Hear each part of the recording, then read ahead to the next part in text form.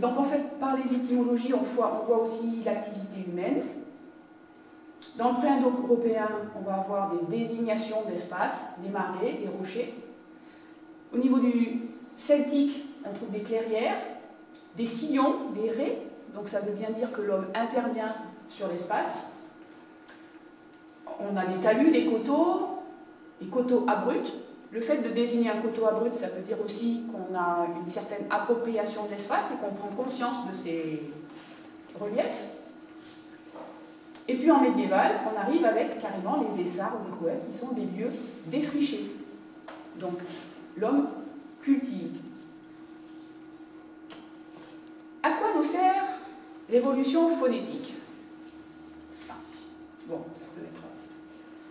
On peut se dire que parfois on va aller chercher des chemins qu'on a les formes aujourd'hui. Oui.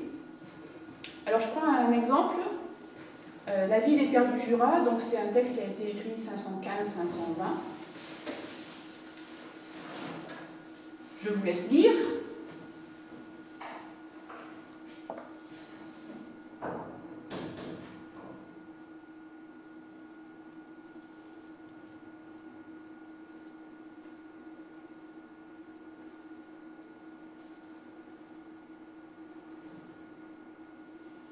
Donc on a une jeune fille qui demeurait aux alentours de la paroisse de Secundiacum. Aujourd'hui, on n'a pas de paroisse, on n'a plus de lieu Secundiacum.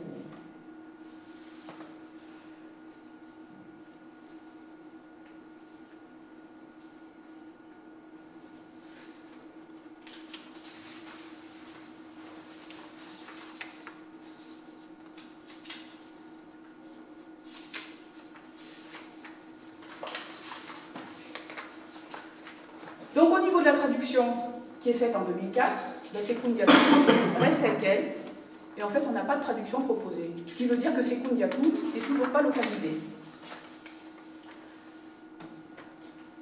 Alors, si on fait de l'évolution phonétique, on regarde et qu'on regarde un peu sur les cartes aux alentours, dans l'un on trouve Conde, 35 km, Saconnet à 71 km, on a également Seigny, 67 km, Segonzac, c'est très loin pour l'époque, 5e siècle, 6e siècle.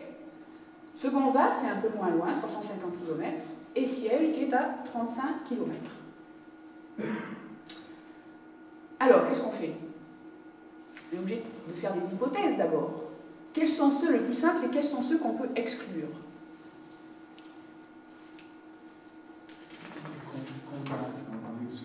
Condin, on l'exclut. Pardon. En fait, c'était pour... Non, mais je vais revenir là-dessus. Allez-y. Condin, on peut l'exclure.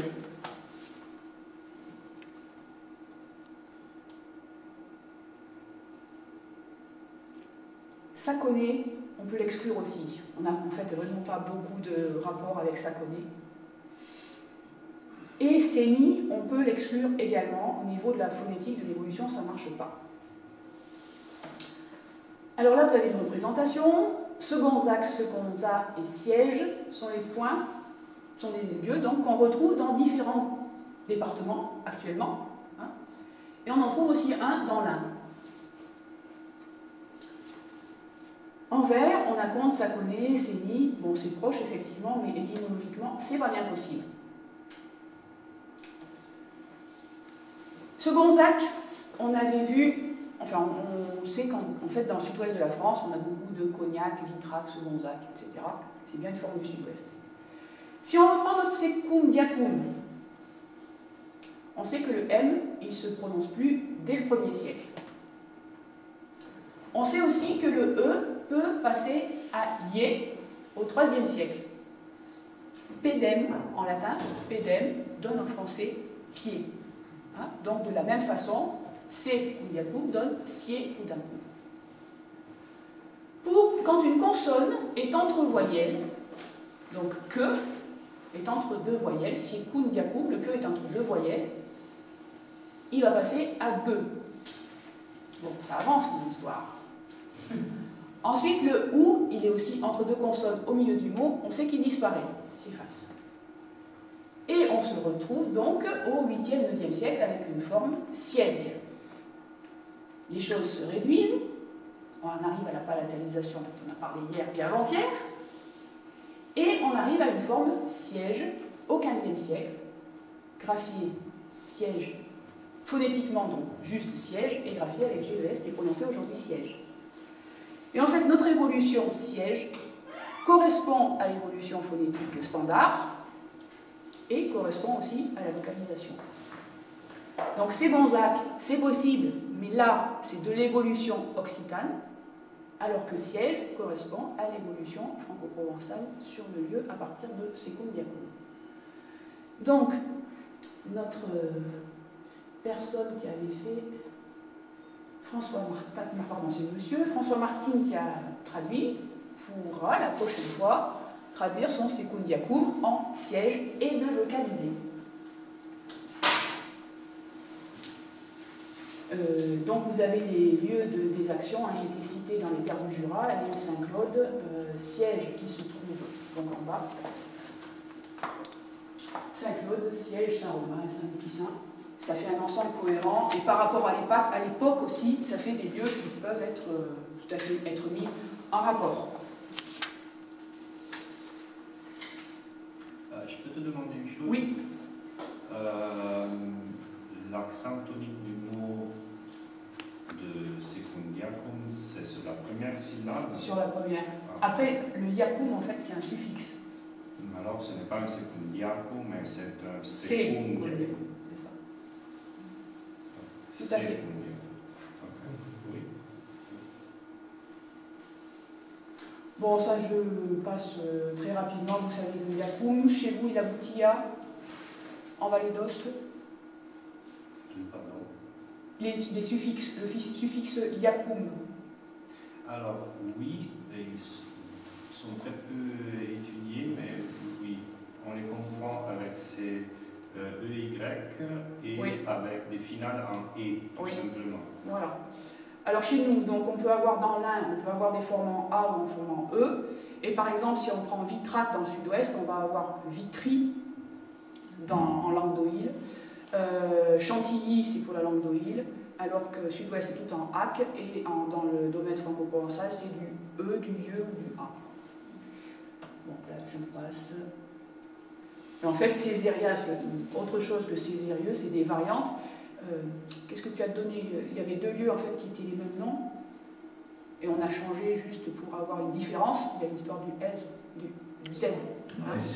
Du Z, oui. Tu veux des simples noms qui terminent en Z? Lille, la Crète. Oui, non, mais en fait, pour distinguer, il y avait deux lieux qui s'écrivaient, qui se prononçaient de la même façon, mais au niveau de l'écrit, vous avez une ligne carte. Creta, Creta. Voilà. Bon, ben là, en fait, c'est Belligna, Belligneux, c'est la même forme aussi, en fait, à la base, mais on a des spécialités, une spécialisation en fonction des lieux. Alors ça, c'est l'étude parfaite, idéale. Bourg, on a notre trace en 1187, ça se suit 1272, 1285, 1398.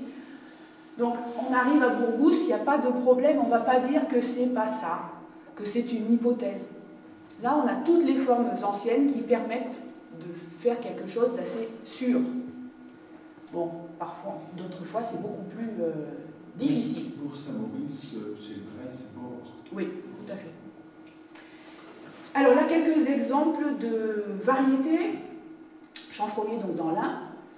On se retrouve avec une forme très lecrée en 1722, qui passe à très locré en 1833, cadastre napoléonien. Donc on est bien avec le problème que vous avez connu ici aussi. Les géomètres ne sont pas forcément originaires de la région et on leur prononce le mot et ils l'écrivent à leur façon. Donc ils ont sans doute vu très locré quelque part, mais c'est pas sûr. Et par contre, ils ont bien entendu très locré, donc ils l'écrivent locré. Donc ils renvoient à la couleur ocre.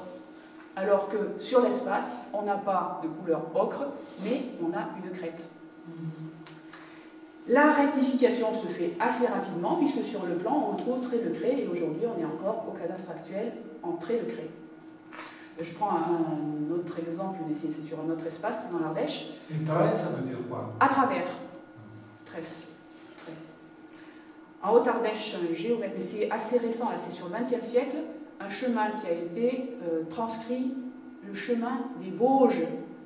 parce que le monsieur, l'informateur, a dit que c'était le chemin des Vosges. Ça a été compris comme étant le chemin des vaches. Enfin, bon, c'était le chemin des vaches, avec une prononciation, avec un A un peu arrondi, c'est devenu le chemin des Vosges. Et le monsieur, qui n'était pas du tout de la région, a compris que c'était le chemin des Vosges. Mais si vous connaissez Saint-Agrève pour aller dans les Vosges par un chemin, c'est bon. Il faut s'y prendre honneur. De la même façon, les cravaches, 1833, qui va passer au cré-vache. Bon. La rectification va se faire assez rapidement en fait, mais on a une époque, on a la trace, hein, où un endroit en fait qui représente une fissure, une faille, peut être pris pour un endroit, un sommet où les vaches vont paître. Sur les crêts, je ne suis pas sûre qu'il y ait beaucoup de vaches. Enfin, déjà faire passer une vache sur un crêt. au milieu. Oui, alors, autre possibilité, et qui montre... Mais en fait, c'est un état de fait, c'est comme ça que ça s'est passé. Pas... Et après, on va voir que les populations peuvent s'en saisir ou s'en dessaisir. Le Nant de Fossa, dans 1565, on trouve une forme latine, Pernambuc quicurit. Le Nant, vous savez tous ce que ça veut dire, ruisseau. En 1625, l'attestation non qui court nous montre que le T n'était plus prononcé. Ah, on dit le nom qui court. En 1632, le T réapparaît. Il est très probable en fait que la personne qui a écrit connaisse le latin et qu'il ait restitué son T à la fin parce qu'il dit finalement c'est étymologique. Alors il y a cette idée-là, et je partageais avec Christine aussi ce que j'avais vu sur des documents du XIVe siècle. Il y a aussi peut-être le fait que, pour éviter que Nan soit prononcé Nan, on remet le T parce qu'il y a une tradition graphique à une époque de mettre un T après les voyelles nasales. L'an 1340 va être écrit L-A-N-T pour qu'on ne dise pas LAN. Voilà. Donc le T peut avoir deux vertus. Une, rappeler l'étymologie, et deux, indiquer que ce qui est avant se prononce en et pas an. Donc après, bon, on a les évolutions, le T qui apparaît, qui disparaît de nouveau. 1911, c'est tout à nouveau une marque du fait que le T n'est pas prononcé. On dit toujours le Nant, il faut ça. Et puis cadastre actuel, c'est quand même très intéressant. Parce que là, on n'est même pas dans la tautologie, on efface et on traduit. Il est très probable que le géomètre ne comprenne pas le sens de Nant. On lui a appris que Nant, ça voulait dire ruisseau, il met ruisseau. Et ça devient le ruisseau Purchéron, et plus le Nant Purchéron. Bon, il faudra voir ce que ça va donner en 2030. Hein. L'histoire est à suivre. Par rapport aux personnes aussi, aux apports, donc nous, en tant que linguistes, on peut remonter, faire des histoires, faire l'histoire du mot et proposer des étymologies, mais on ne peut pas empêcher la population qui est sur l'espace de s'approprier l'espace aussi à sa façon. Ils vivent avec, ils ont aussi leur raison. Donc, alors, Caput, je ne me rappelle plus où c'est. C'est toujours dans l'Ain, c'est à Cuviat. On a un lieu qui s'appelle la source du Caput. Prononcé soit Caput, soit Capou. Bon, ça n'a rien à voir, K.O., Caput, non. Au niveau de la base étymologique, normalement, on remonte à une base coupa, coupe, creux. Quand vous êtes au début de la source, souvent, ça fait effectivement une cuvette. Donc on peut bien avoir la base du Caput. Pour les érudits locaux, en fait, ils disent Caput. Aujourd'hui, c'est clair, ça monte. Un Caput, latin, la tête. Et quand on va sur le lieu, au-dessus de la source, vous avez une petite éminence dans le sens. Bon, que faire? On va faire cohabiter les deux. L'étymologie, la réalité fait effectivement que c'est plutôt une évolution diachronique, fait qu'on va plutôt sur une base coupa pour Caput, mais n'empêche qu'au niveau de l'origine de la source, on déplace le regard, et quand on est là où l'eau sort, on est en creux, et si on remonte un peu au-dessus, on est plutôt en éminence, en proéminence. Donc les deux se tiennent. autre proposition aussi, le charrupin. En charrupin, et notre érudit nous dit, en charrupin, en fait, ça va très bien, ça monte à une forme latine carpinus charme. Oui. Mais si vous allez sur l'espace, il n'y a absolument pas de végétation de ce type. Il n'y a pas d'arbres hauts et des buissons. Donc on fait des recherches et on peut trouver, en fait, dans le dictionnaire, dans le trésor étymologique de Franche-Comté, on a une forme rampine. Et le rampine, c'est un mauvais champ. Et notre témoin, en fait, nous dit, mais ça ne se prononce pas vraiment charrupin, ça se prononce plutôt chalupin. D'accord. Bon. Donc on continue avec notre rampine mauvais champ, et on se rend compte que ripen, ça veut dire tirer avec force, car remonte à une base gauloise préceptique même, qui veut dire pierre, et donc notre charrupin, c'est un lieu qui est difficile à travailler et où la pierre est là pour résister, pour travailler. Et c'est effectivement un espace rocailleux où ne croissent que les buissons. Donc, en fait, l'érudit a sa proposition qui va être répandue sur le village, nous on arrive avec d'autres, et la population fait son choix et souvent adopte, enfin, garde la trace des deux.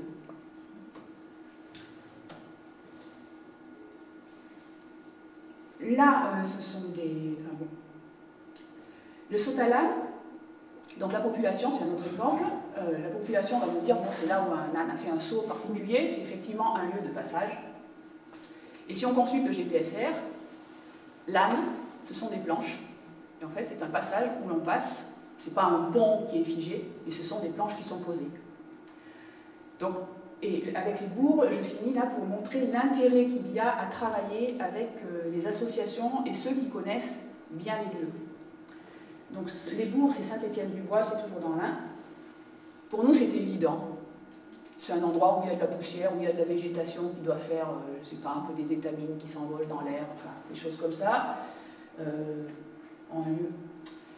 Et on rencontre la personne qui avait fait sa collecte et on me dit, les bourgs, voilà, ça renvoie à Bourra, la même chose que la toile de Bure, le bureau, hein, c'est un peu de la feutrine. Elle me dit, votre Bure, votre Bourra, pourquoi? On dit, vous pouvez nous expliquer un peu? Alors elle me dit, oui, c'est un espace, en fait, c'était une usine. Ils fabriquaient des objets en cellulo pour les bains, pour les petits-enfants, vous voyez, des petits canards, des petits poissons, des thermomètres. Bon, le rapport avec les bourgs, vous ne voyez toujours pas. Et puis elle me dit, en fait, c'est une usine qui a été abandonnée et les gens ont commencé à faire une décharge derrière. Ils ont apporté les objets qui les encadraient. Et donc la décharge, ça a un peu grossi et maintenant il y a des rats. Bon, je dis, il y a des rats et il n'y a pas des éperviers, des oiseaux. Ah si, et l'épervier se dit bourg. Donc en fait, là, on n'est même plus sur le terrain, on est dans le ciel, on voit ce qui tourne autour, et ça s'appelle les bourgs.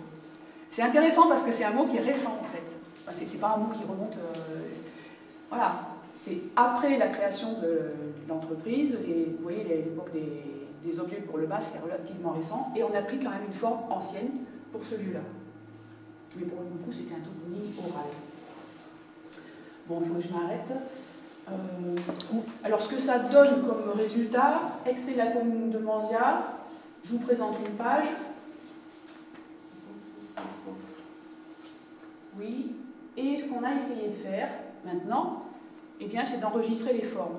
Parce qu'on peut les écrire, ça paraît toujours évident la façon dont c'est écrit, sauf qu'on ne sait pas toujours comment c'est prononcé. Donc,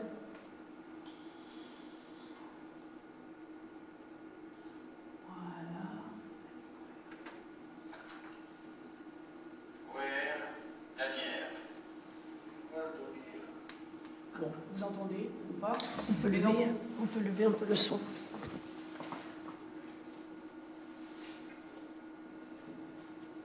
Merci. Donc en fait, on a d'abord la forme utilisée aujourd'hui, en français, et puis, lorsqu'il parle patois, comment il le prononce.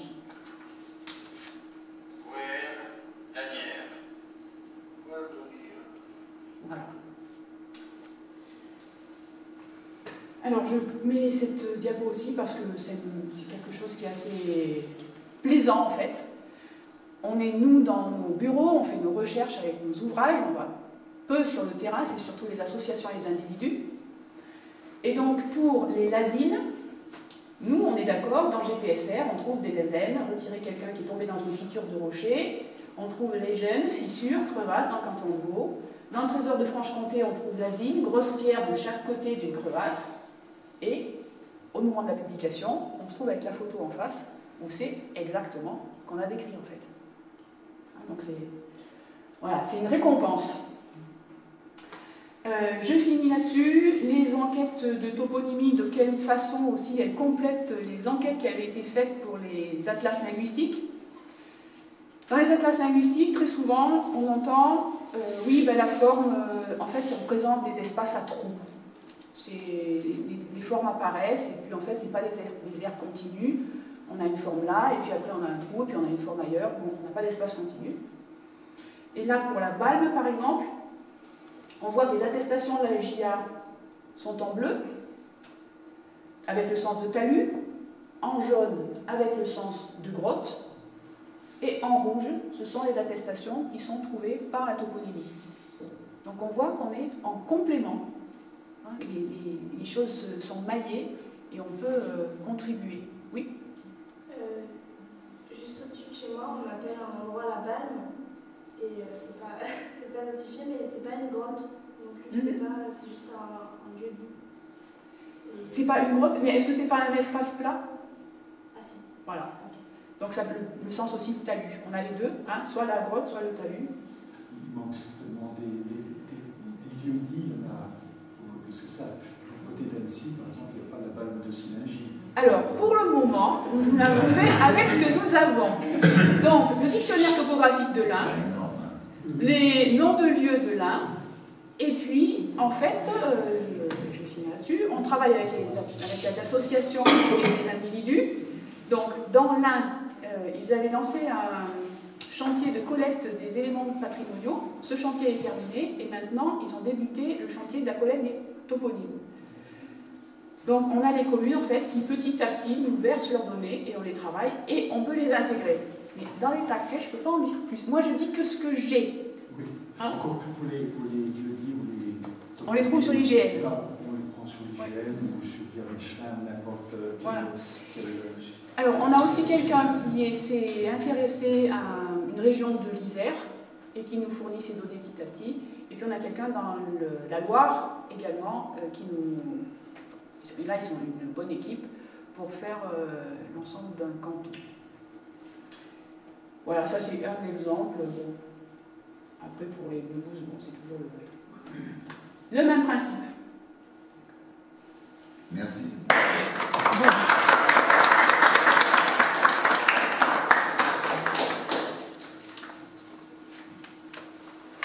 Moi, j'aurais voulu poser deux questions sur deux toponymes, ou en tout cas noms qui produisent par la suite des toponymes. Tu as parlé de Besse, écrit B-A-I. Est-ce que en franco-provençal, les formes sont plutôt un A quand ça remonte à Besse? En principe. Oui. Mais bon, c'est de la graphie, donc oui. Ça dépend qui a écrit. Ça peut être juste du E, deux S. C'est pour ça qu'on a... Bon, quand on a un A, ça peut indiquer. Il faut toujours coller avec le lieu, avec l'espace. Parce qu'on ne peut pas exclure que ce soit une forme double, que ce soit les Bessons, même si c'est AI. Mais là, on est obligé de vérifier. Enfin, oui, il faut vérifier. On peut faire que des hypothèses tant qu'on n'a pas vu le lieu. Et est-ce qu'il vous arrive relativement souvent de pouvoir vérifier avec la langue... Non, mais je dis avec le franco-provençal. Toujours. D'accord. Toujours, puisqu'on regarde toujours GPSR. Alors ça, c'est Suisse romand, oui. c'est pas chez nous. Mais après, on regarde des atlas. D'accord. Jura du Nord et l'ALI. Le trésor de Franche-Comté. Jean-Claude GPFP, glossaire des patois franco-provençaux. D'accord. Oui. Oui, toujours. En fait, on a nos cases qu'on coche petit à petit, on met 0 quand on n'a rien trouvé. Et les atlas. Oui, c'est dit. Normalement. Et après, j'avais aussi une question sur l'âne, parce que Anne ou L apostrophe ou l'âne tout entier, Parce que c'est assez récurrent, au-delà de l'exemple coq à l'âne et tout. Et j'ai trouvé des ânes un peu partout, même au sommet des montagnes. Et donc, voilà. Il y a l'histoire du nuage. Ça, c'est autre chose. Voilà. Quand le nuage est arrondi, il y a des nuages, enfin, il y a des montagnes qui accrochent plus les nuages sur lesquels ça se... Il y a une forme de nuage qui s'appelle la... On dit quand il y a l'âne sur le Mont Blanc, voilà, Ouais. c'est une indication de météo. C'est ça. Ouais. D'accord. Ah, parce que j'avais jamais entendu cette histoire du nuage et c'était pas connu probablement. Alors chez nous aussi, moi je ne l'ai pas entendu qu'autour du Mont Blanc. Hein, c'est un phénomène, j'y connais rien, hein, météorologique, de mouvement des airs et qui fait que les masses humides se rassemblent et ça habille, c'est comme brosser autour du sommet. Bon, en Ardèche, je ne sais pas si vous connaissez le Mézin, mais le Mézin prend son chapeau. Et c'est la même chose, enfin, c'est l'âne du Mont Blanc. D'accord. Oui, c'est signe de Mauvaitan. Nous on dit, quand le Mézin prend son chapeau, bergère prend ton manteau. Parce que ça ressemble à l'animal? Non. Ah. Non, non. Étymologiquement, Je ne sais pas. Je ne sais pas. Étymologiquement, ça arrive de... Je ne sais pas. Je le dis. Oui. Quand il y a un pré rond, Oui. c'est la forme du pré Oui. ou c'est aussi je sais pas, la possibilité, Le relief. l'ancienne habitude de mettre des piquets en formant un cercle? En tout cas, ça peut être l'ancienne habitude, mais c'est souvent des prés qu'on trouve au milieu, soit de clairières, soit d'espaces qui n'étaient pas herbeux et avec plus de granit ou de pierre autour. Le prarion. Ou le prarion, on connaît beaucoup. Oui, aussi le prarion, oui. Oui, mais c'est le prarion, mais ça c'est normal, le plus côté Savoie, à Chamonix, il y a le prarion. On prend le téléphérique, direction le prarion. Même des micro-toponymes. Oui, bien sûr. Il y a un petit endroit, c'est le prarion. Oui. Et effectivement, c'est plutôt... Oui. Non, je ne crois pas, parce que, en fait, alors je ne sais pas comment ça fonctionne ici, mais dans le temps, ils ne dessinaient pas les parcelles de prés à brouter à l'avance. Le matin, le paysan partait avec ses piquets et il allait délimiter ce qu'on appelle la brouée chez nous, la parcelle qui va être mangée. Chez nous, c'est la repérer. Ouais. Donc c'est pas le prarion, c'est plus dans ce sens-là. Ça remonte pas à à autre chose. Ouais. Pour moi, hein. Après, si tu trouves autre chose, je veux bien. Mais... Ça vient comme ça, ouais. je ne savais pas. Ouais. En Vallée d'Ost, nous avons aussi les ronds écrits avec un C. Ouais. Là, c'est Voilà. défrichage. Oui. Voilà. Et donc, finalement, c'est la lettre qui vous guide dans un sens ou dans l'autre. Et puis, si on peut, les formes anciennes. Dans les formes anciennes, il y a plus de lettres qu'aujourd'hui. Et ils n'ont pas été, ils sont pas influencés par l'orthographe. J'ai deux questions. Tu as parlé de Claude Michel et Madame Furpa quand ils avaient fait le dictionnaire pour le Rhône. Et j'avais lu une relecture assez sévère qui leur reprochait de dire ils fournissent deux hypothèses, ce qui n'est pas normal parce qu'il n'y a forcément qu'une origine. Alors est-ce que vous avez beaucoup de cas où vous avez deux hypothèses et que vous n'arrivez pas à trancher? Beaucoup, non.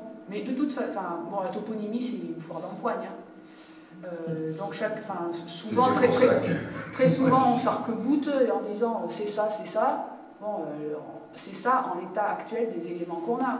Mais si on trouve peut-être un registre dans une maison dont le toit est en train de s'écrouler, on va peut-être pouvoir modifier. Oui, mais ça permet de trancher, mais parfois il y a peut-être des alternatives. Oui, mais bon. Et l'autre chose, c'est une impression dans ma famille, le moindre pré, le moindre petit chemin, un caillou, ça a un nom. Par exemple, un bosquet autour d'un pré.